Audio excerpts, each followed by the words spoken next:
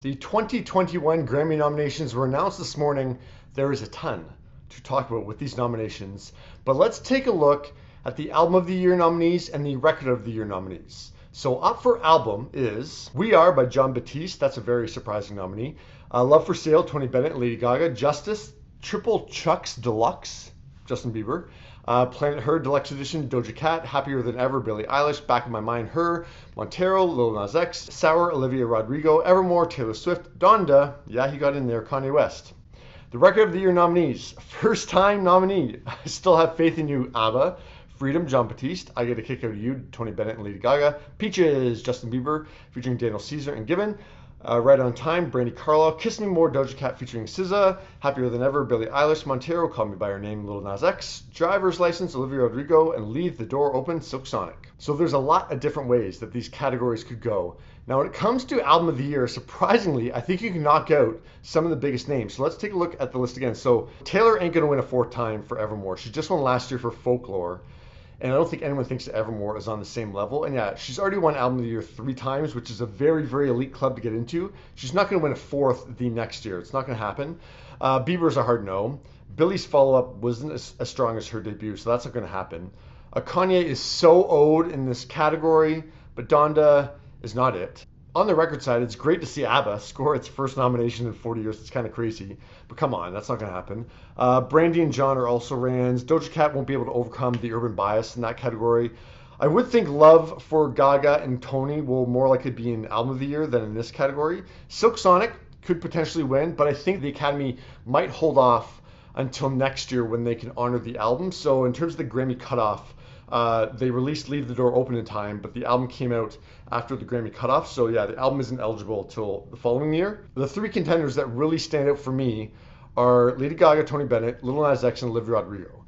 Now in terms of album, now Tony has already set some major records for this Love for Sale album. So when it came out on September 30th, he set the Guinness Book of World Record for the oldest person to release new material. He was 95 years old and 57 days.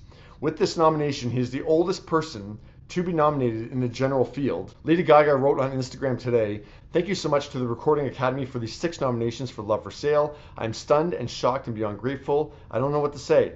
I just keep crying and I'm utterly speechless. This means so much to me, Tony Bennett, the Bennetts, my family, jazz music, and the great Cole Porter who wrote these timeless classics. I'll never forget today, and congratulating Tony on his 6 nominations. I'll never forget that today he could track every word I was saying and understood the world was celebrating him and celebrating jazz, a genre that embodies the joy, abundance, and imagination of black music throughout history.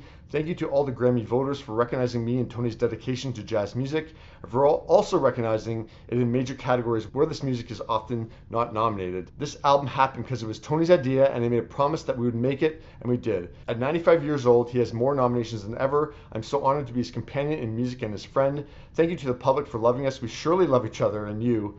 Believe in love and partnership. Even with 60 years between us and Alzheimer's, there is nothing like the magic of music. I love you, Tony, and the world loves you too. How could they not?" This is Gaga's 4th nomination for Album of the Year with no wins. So I think there's going to be a lot of sentiment to have Gaga and Tony on that stage accepting this award. And as I talk this through, I think that's what's going to happen. I mean, that list of nominees, there's a great list of mainstream artists that really put out solid albums, but there's not one that really, rises above everyone else. So I think they might cancel each other out a little bit and leave Gaga and Tony there as kind of the sentimental favorite to win. I love Lil Nas X's album. I love Olivia Rodrigo's album.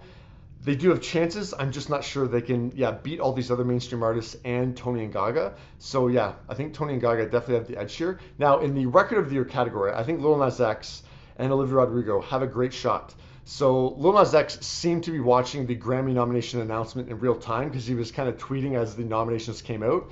But yeah, after he realized he scored 5 nominations in total, he wrote, "Don't have to win a single award. Truly thankful for all the insight this year has brought me and thankful for the journey. Love you guys." Olivia Rodrigo scored 7 nominations. Co-writer and producer Dan Nigro posted this photo of the two of them, and Olivia wrote, "Woke up this morning to 7 Grammy nominations. When I was younger, my family lived a few blocks from the Staples Center where the Grammys took place every year. I would always walk outside the arena and look at all the plaques on the ground with all the winners' names in wide-eyed wonder. I went to the Grammy Museum so many of my free weekends because I was so fascinated by the history of the show and all the incredible musicians that made it up. Many dreams have come true for me this year, but this one is probably the most meaningful. Thank you to everyone who has believed in me and supported the songs I write, and thank you to the Recording Academy for the recognition. I'm beyond humbled. Truly a day I will never forget. So grateful. Ugh.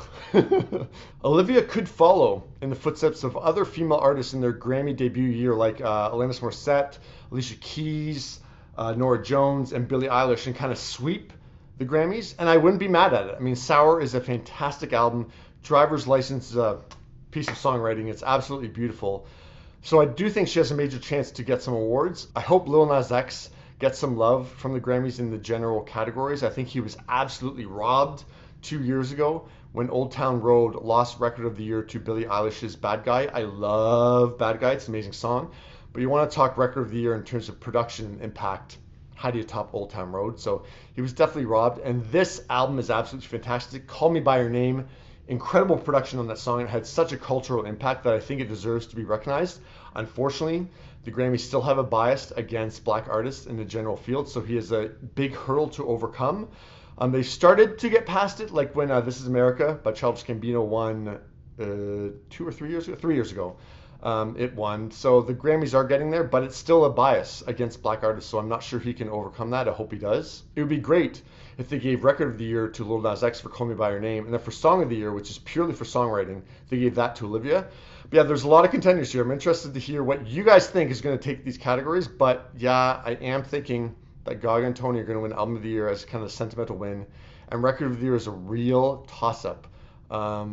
I'd probably give the edge to Olivia just because of the bias in the Academy, but I'm hoping Lil Nas X can pull it off.